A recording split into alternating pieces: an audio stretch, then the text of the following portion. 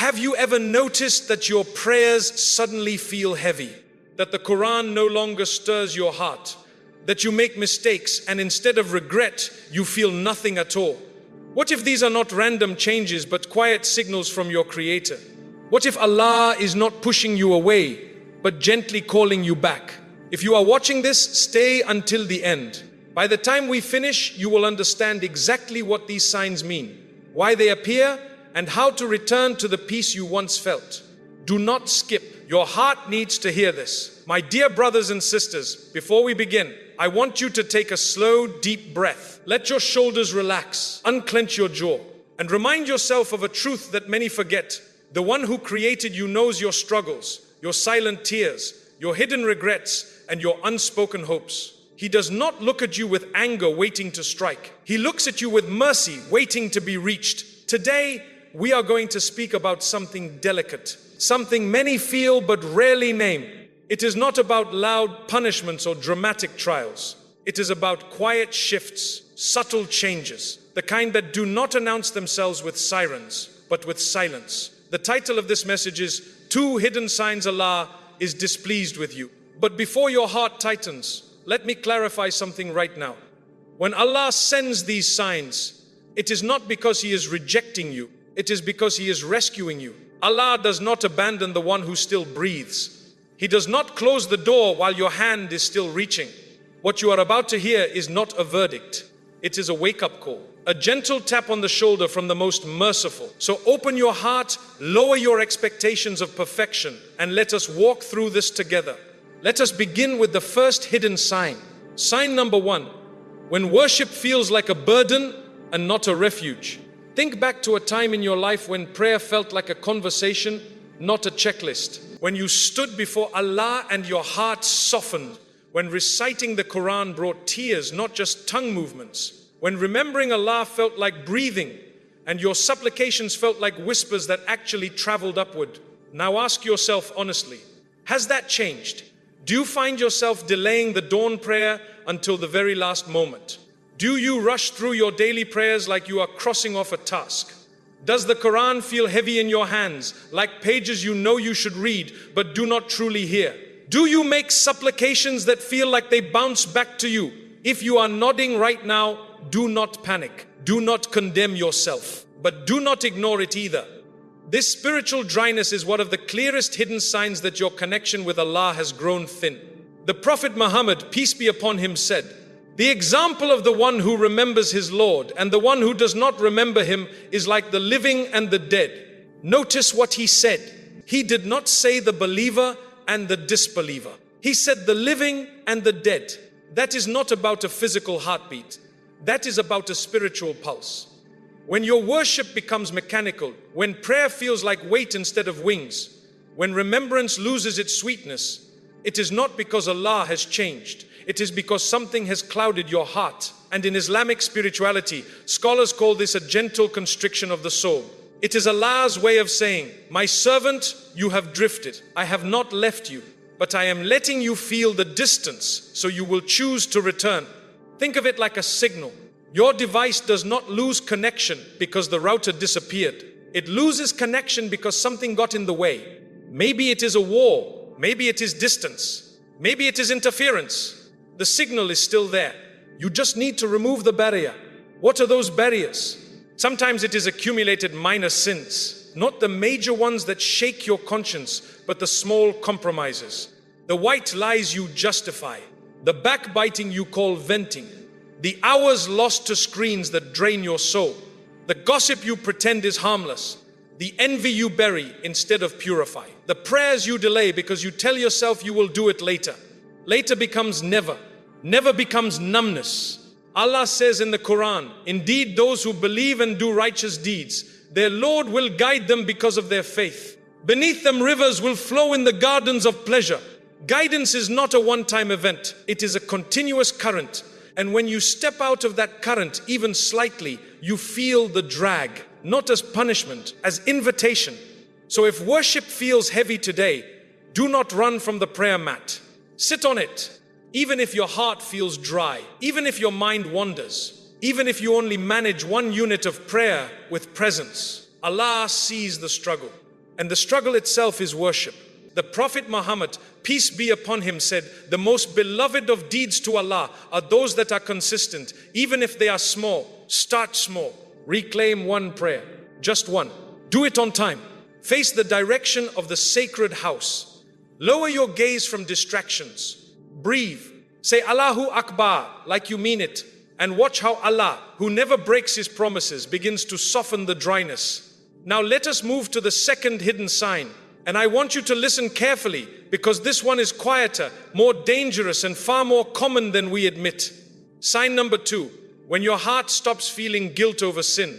We live in a time where wrongdoing is normalized, romanticized, and sometimes celebrated, where boundaries blur, where everyone does it becomes the excuse, where conscience is called outdated and guilt is treated as a psychological flaw instead of a spiritual compass. But your natural disposition, the fitra that Allah placed in every human heart, does not lie. When you step outside the boundaries of Allah, your soul is designed to feel it. A heaviness, a whisper, a quiet regret.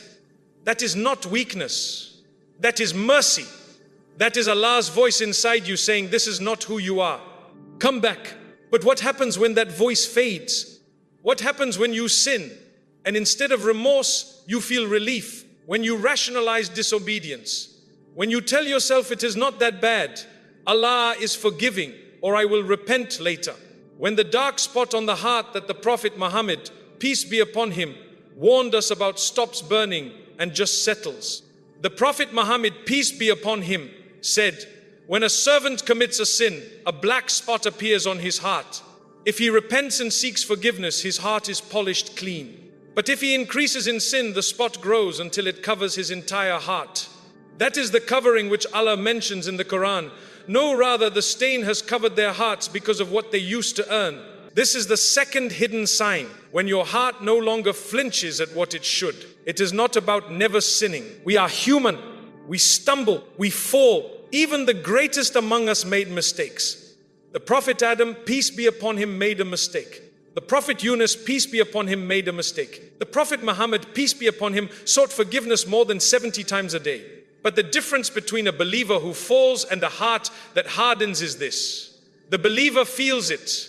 The believer weeps. The believer turns back immediately. Allah says in the Quran, and those who, when they commit an immorality or wrong themselves, remember Allah and seek forgiveness for their sins. And who can forgive sins except Allah? And do not persist in what they have done while they know. Notice the sequence. Sin, remembrance, repentance, cessation. Not sin, justification, repetition, numbness. When you lose the pain of disobedience, you do not become free. You become spiritually anesthetized. And numbness is far more dangerous than guilt. Guilt is a bridge back to Allah. Numbness is a wall. I have met people who cry over lost money but not over missed prayers. Who stress over broken phones but not over broken covenants with their Creator. Who seek solutions for anxiety but ignore the anxiety of the soul. My dear brothers and sisters, the heart is not a muscle that grows stronger with misuse. It is a mirror that grows cloudier with neglect. But here is the beautiful part. The very fact that you are listening to this message means your mirror is not shattered. It is just dusty, and dust can be wiped away. Allah does not wait for you to be perfect to welcome you. He waits for you to be honest, to admit, to turn, even if it is with trembling lips, even if it is through tears you did not know you still had. The Prophet Muhammad, peace be upon him, said, by the one in whose hand is my soul, if you did not sin, Allah would replace you with people who would sin and then seek Allah's forgiveness so He could forgive them. Sin is part of the human journey, but staying in it is the tragedy. Now, let us pause for a moment and speak about the mercy behind these signs. Because if you walk away from this message thinking Allah is angry and waiting to punish you, I have failed to deliver what the Quran and Sunnah actually teach. These two signs are not Allah's way of rejecting you. They are His way of rescuing you. When prayer feels heavy, He is reminding you that your soul was made for remembrance, not distraction. When guilt fades, He is warning you that your heart was designed for light, not rust. Allah says in the Quran, indeed, Allah loves those who constantly repent and loves those who purify themselves. He does not say Allah tolerates. He says Allah loves. Love does not abandon. Love corrects. Love redirects. Love sends quiet signs before loud trials. In Islamic tradition, scholars speak of two states of the heart, expansion and contraction.